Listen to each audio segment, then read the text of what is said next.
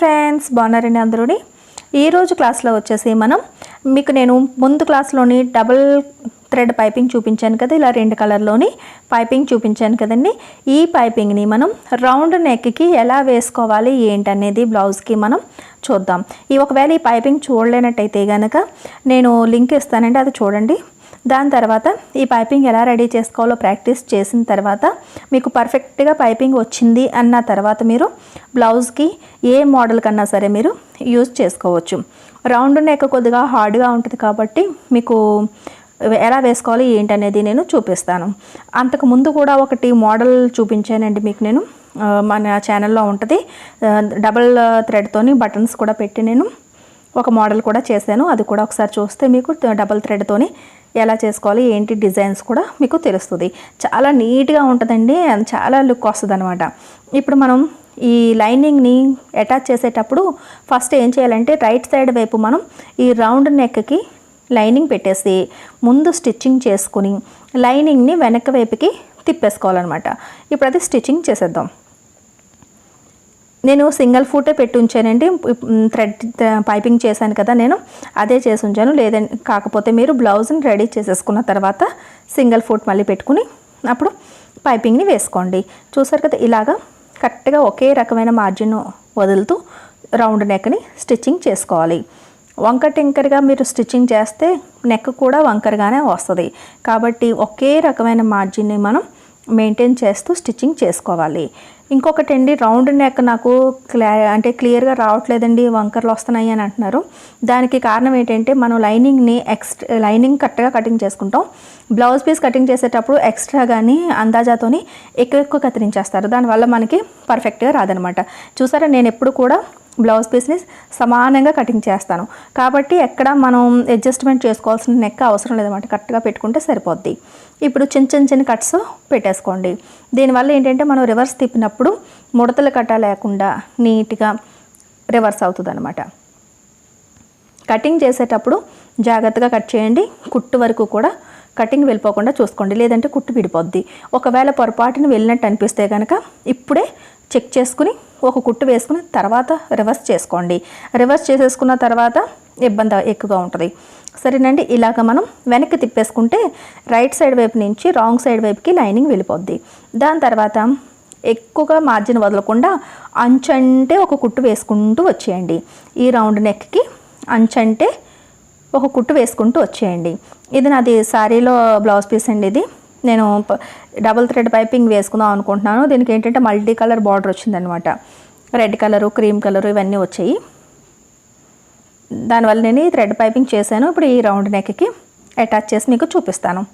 ఇది నెమ్మదిగా మనం ఏదైనా సరే డిజైన్స్ కానీ ఏదైనా మనం కుట్టుకున్నప్పుడు నెమ్మదిగా మనం పని చేసుకోవాలి. ఫాస్ట్గా స్టిచ్చింగ్ చేసేస్తే మనకి ఎక్కువగా ఏంటంటే ఫినిషింగ్ అనేది తక్కువగా వస్తుంది. ఇలా నీట్గా ఇలా పరుచుకొని కరెక్ట్గా ఎక్కడ కూడా లైనింగ్ అనేది మనకి బయటికి కనిపించకూడదు అనమాట. అసలు అందంగా లోపల వైపుకి వెళ్ళిపోయి పైకి ఒక టాప్ స్టిచ్ అనేది వేసేసుకోవాలి. చూసారు, ఇలాగా కరెక్ట్గా కుట్టు ఎంతవరకు ఉందో చూసుకోండి. దాని తర్వాత ఈ రకంగా మీరు స్టిచ్చింగ్ చేసేసుకోండి. ఇలా స్టిచ్చింగ్ చేసిన తర్వాత రివర్స్ తిప్పి లైనింగ్ ఎలా అయితే ఉందో అలాగా, అంటే ఆర్మ్ రౌండ్ దగ్గర ఏంటి, మీకు ఈ సైడ్ ఏంటి, మొత్తం అన్నీ కూడా మీరు ఇలా చూసారా, ఇలా రాంగ్ సైడ్ వైపుకి ఇలా తిప్పుకొని లైనింగ్ అంచులు ఎంతవరకు అయితే ఉన్నాయో అంతవరకు ఇలా ఈ అంచు అంటే కుట్టేసుకోవాలి. ఇలాగా మామూలుగా మనం ఎప్పుడు బ్లౌజ్ స్టిచ్చింగ్ చేసుకుంటాం కదా, ఇలా అంతా కుట్టేసుకుని ఉంచుకోండి. నేను స్టిచ్చింగ్ చేసేస్తాను. ఇప్పుడు మనకి స్టిచ్చింగ్ నేను చేస్తానండి. చేసిన తర్వాత నెక్ ఈ రకంగా రెడీ అయింది. దీని తర్వాత ఈ పైపింగ్ని ఇలా పెట్టి మనం ఇలా వేసుకోవచ్చు. చూస్తున్నారు కదా, ఇటువైపు మాత్రమే అవుతుంది. అది చివరి నుంచి వేద్దామని అనుకుంటే ఇది సెట్ కాదనమాట. పైపింగ్ ఇటువైపు వస్తుంది, ఆటోమేటిక్గా మీకు తెలిసిపోద్ది.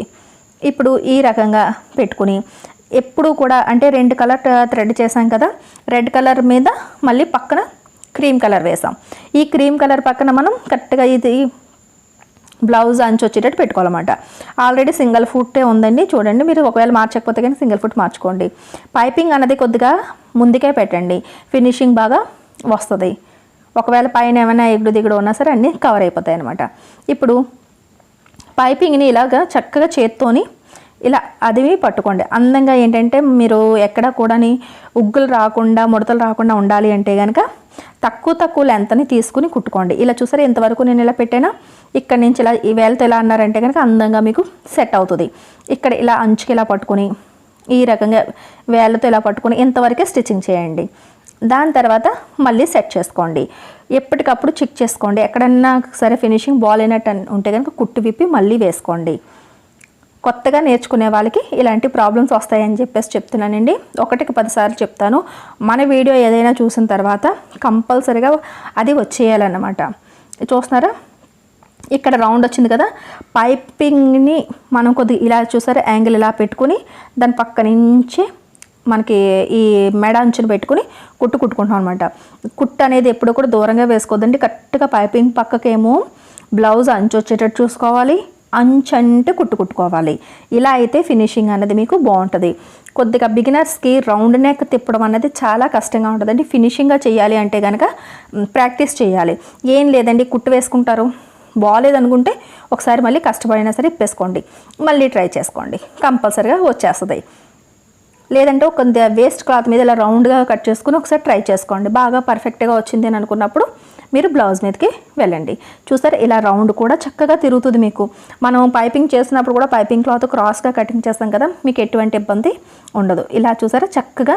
కాకపోతే ఏంటంటే రౌండ్ దగ్గర కుట్టినప్పుడు గట్ట నెమ్మదిగా కొద్ది కుట్టుకుంటూ రావాలి. ఒకేసారి మిషన్ని తిప్పేయకుండా. ఇది చూస్తున్నారు కదండి, నేను నెమ్మదిగా ఇంతవరకు చూసారా, ఇంతవరకు అదిం పట్టుకున్నాను, వెంటనే పెట్టాను. ఈ మాత్రం ముక్కనే నేను ఇలా కుడతాను. దాని తర్వాత మళ్ళీ పెట్టుకోవాలి. ఈ రకంగా కొద్దిగా కుట్టారంటే కనుక రౌండ్ నెక్ అనేది బాగా తిరుగుతుంది.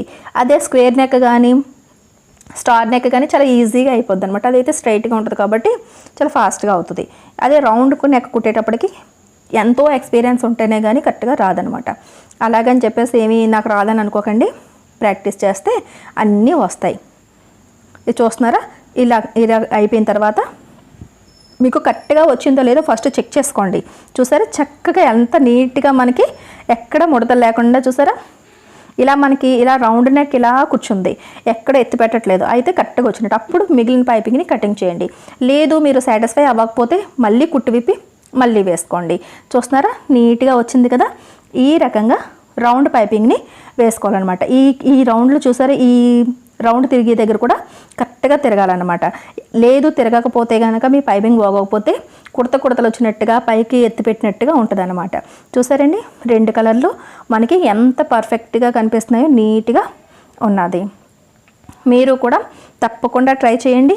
ఫస్ట్ మీకు వేస్ట్ క్లాత్ మీద చేయండి, దాని తర్వాత బాగా వస్తే మీరు మంచి బ్లౌజ్ మీద ఒకసారి స్టిచ్చింగ్ చేసి చూడండి. చాలా బాగుంటుందండి. లుక్ అయితే సింపుల్ లుక్ వస్తుంది, చాలా గ్రాండ్ లుక్ వస్తుంది అనమాట. మీ హెవీ శారీలు కట్ట ఏమన్నా డబల్ పైపింగ్ వేసుకుంటే సూపర్ ఉంటుంది. దాని తర్వాత ఒక పాదం ఖర్చు వెడల్పుని ఇలా మళ్ళీ ఒక కుట్టు వేసుకుంటే లోపల వైపు ఉన్న పైపింగ్ క్లాత్ మీకు సెట్ అయిపోద్ది. డబల్ పైపింగ్ దగ్గరకు వచ్చేటప్పటికి అతిగా ఫోల్డ్ చేసి లోపలిది కుట్టడాలు ఇవి చేయకండి, ఫినిషింగ్ తక్కువైపోద్ది. ఇలా చేసుకోండి, నీట్గా వస్తుంది. ప్రతి పైపింగ్కి ఒక రకమైన పద్ధతి ఉంటుంది. చూసారు ఈ కుట్టు కూడా అయిపోయింది. ఆటోమేటిక్గా మనకి ఫినిషింగ్ అనేది వచ్చేస్తుంది అనమాట. చూస్తున్నారా నీట్గా వచ్చేసింది. ఇలా మీకు కంపల్సరీగా బాగుంది, పర్ఫెక్ట్గా ఉందన్నప్పుడే ఆ టాప్ స్టిచ్ కూడా మీరు వేసేసుకోవాలి. చూసారు కదండి ఎంత నీట్గా వచ్చిందో, బాగుంది కదా. ఇలా కంపల్సరీగా మీరు ఒకసారి ట్రై చేయండి. కొత్తగా ఏమైనా సరే స్టిచ్చింగ్ చేసుకుంటే అది మన చేతితో మనం తయారు చేసుకుంటే ఆ హ్యాపీనెస్ చాలా హ్యాపీగా ఉంటుంది. మన బ్లౌజ్కి మనం నచ్చిన డిజైన్స్ వేసుకోవచ్చు. బ్లౌజ్ అంతా తయారైపోయిన తర్వాత కూడా ఇలా కింద పెట్టే వేస్తున్నాం కాబట్టి మీరు పైపింగ్ వేసుకోవచ్చండి. చూస్తున్నారు కదా ఎక్కడా కూడా ముడతలు కానీ ఏమీ లేకుండా మొత్తం రౌండ్ కట్ అంతా ఎంత అందంగా మనకి రెడీ అయిపోయిందో, చాలా అందంగా కనిపిస్తుందండి. 2 పైపింగ్లు కూడా మనకి బాడీ మీద వేసుకునేటప్పటికి 2 పైపింగ్ కలర్స్ కూడా మనకి కనిపిస్తాయి. సరేనండి, వీడియో నచ్చినట్లయితే కనుక ఒక లైక్ ఇవ్వండి. మన లక్ష్మీ ఫ్యాషన్ వాళ్ళ ఛానల్ని సబ్స్క్రైబ్ చేసుకోవడం మాత్రం మర్చిపోకండి. మళ్ళీ నెక్స్ట్ వీడియోలో మళ్ళీ కలుద్దాం.